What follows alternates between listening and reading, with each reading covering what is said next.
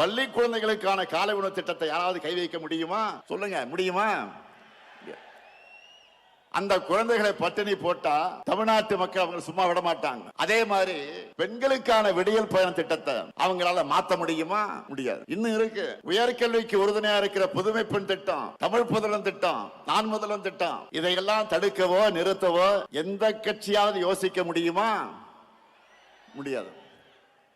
அது மட்டுமல்ல, முதியவர்களுக்கு வீடு தேடி ரேஷன் தரக்கூடிய தாயுமானவர் திட்டம், வீடு தேடி மருத்துவம் தரக்கூடிய மக்களை தேடி மருத்துவம் திட்டம், இதையெல்லாம் தொடர மாட்டோம் எந்த கட்சியாவது வாய் திறக்க முடியுமா? முடியுமா? சொல்லுங்க. இப்படி எவராலும் மாற்ற முடியாத திட்டங்கள் தான் இந்த முத்துவேல் கருணாநிதி ஸ்டாலினுடைய திட்டங்கள்.